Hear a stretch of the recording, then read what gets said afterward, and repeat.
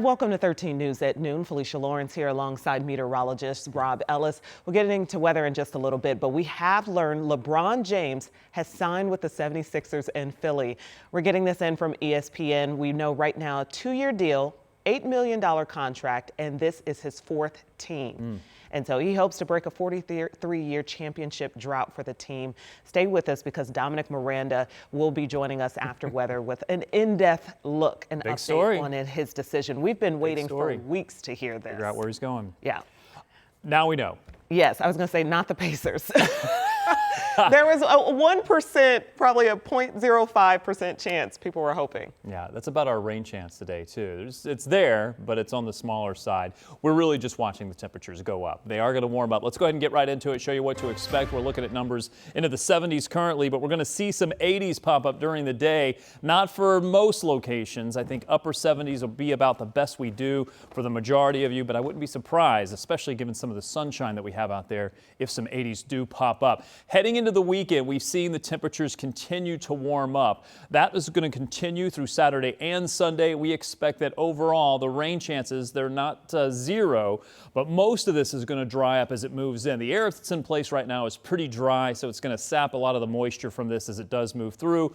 But again, there is that small chance that a couple of little sprinkles may be possible through the rest of this afternoon and evening. If you do have plans for the rest of the afternoon, we do expect temperatures to stay in the upper 70s for the most part, but we're pretty close to flirting with 80 degrees, and then tonight 62, so not nearly as cool as we have been over the last couple of nights as the humidity continues to increase, and that'll continue into tomorrow. A little bit higher humidity, temperatures in the 80s for sure tomorrow, and then those 90s do arrive as we head into next week, along with some rain chances. I'll cover that for you in the 7-day forecast coming up.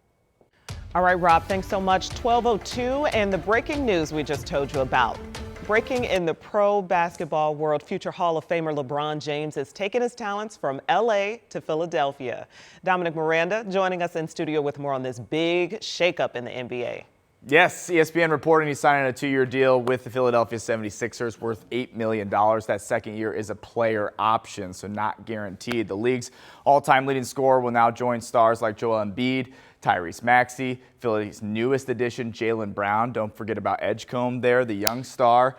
Last season, the 76ers got swept in the Eastern Conference semifinals against the eventual champion Knicks. That's exactly what happened to James and the Lakers against the Thunder in the West. Now, 40-plus years old, looking to win another championship, making his way back to the Eastern Conference for the first time since 2018. A lot of people thought maybe he would sign with the Cleveland Cavaliers, who drafted him. He's from Ohio for a last dance, if you will. But going to Philly, he's entering his 24th season in the NBA and will join the 4th team of his career. James also confirmed the announcement on social media, saying, quote, "I believe I can help make the Philadelphia 76ers a championship team, and I'm so excited to energize a new fan base and start this incredible journey one last time."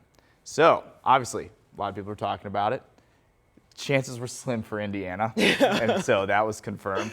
But I don't think a lot of people expected Philly. Yeah. So there you go. It seemed like it would have been a heart decision going back to Cleveland or going to the Heat. And, you know, correct. Both, I mean, the Heat just got Giannis, so there's some championship aspirations there. You know, the Cavaliers just went to the Eastern Conference Finals, so feels like it could have been a real match made in heaven, and clearly money wasn't an issue because, you know, an average annual value of $4 million per year. It's like peanuts to LeBron.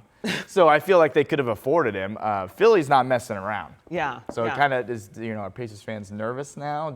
So this is about a ring. This is about a ring. He can say it's not, to get another ring. But it's about a ring. And I mean, this is a team that's burst onto the scene, particularly this offseason. Jaylen Brown coming over from Boston, and then LeBron James coming.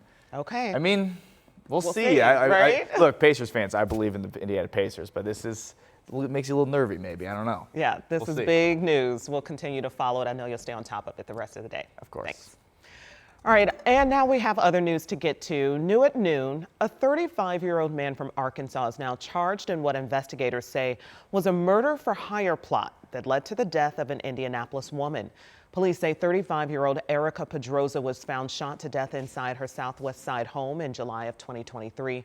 Court docs say Dalvin Carter traveled from Arkansas after Pedroza's husband, Seth Smith Robinson, allegedly offered him $15,000 to, quote, make everything look like a robbery and take some jewelry, end quote. Charter told investigators he entered the home on the day of Pedroza's death with Smith Robinson, but that he had gotten scared and went back to the car. Carter says that's when he heard 4 to 5 gunshots coming from inside the house. Carter is now in custody in Arkansas and is expected to be extradited back to Indianapolis. The husband, Smith Robinson, was charged with murder in 2024 and is set to go on trial next month.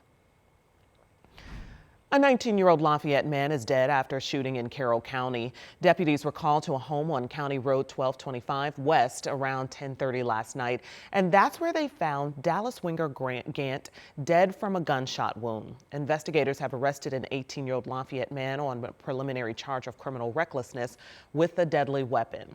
And the sheriff's office says the shooting appears to be an isolated incident.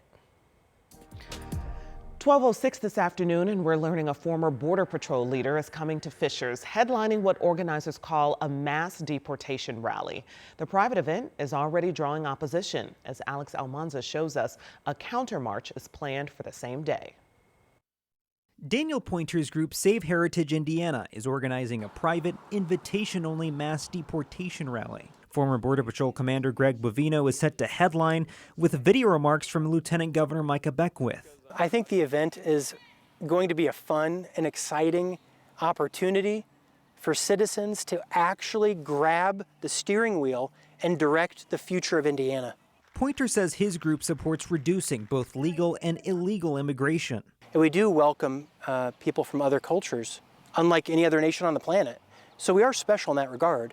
So then the question is, what does moderation look like? It's time to close the gates and let people marry in and merge. Meanwhile, the group Fishers Resist is organizing a countermarch and vigil at Holland Park. The group says both Bovino and the anti-immigration rhetoric are not welcome.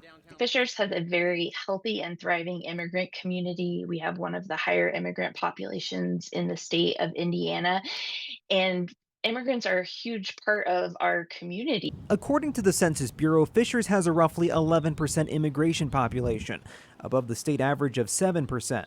Long says the counter event will be peaceful and held away from the undisclosed rally location. We're not seeking out the mass deportation rally. We're not trying to be confrontational. We're not hunting them down and planning to stand outside their doors. Pointer says his event is private because he and others have received death threats. I would love to have a rally in the public and we could discuss ideas, but that's not how some people operate. And sure, there are people that are violent on the right, but when Charlie Kirk was murdered, I saw a poll that said 20% of people under 30 think the murder was justified. Fishers Resist says it does not condone violence, saying they don't believe anyone from their organization is behind those death threats. Both events are scheduled for August 1st.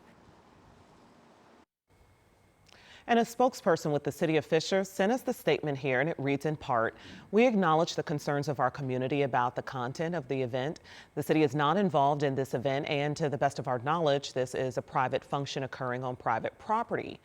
Pointer says private security will be present and Fishers Police will not be providing officers. We've also tried reaching out to Lieutenant Governor Beckwith's office. He has not responded.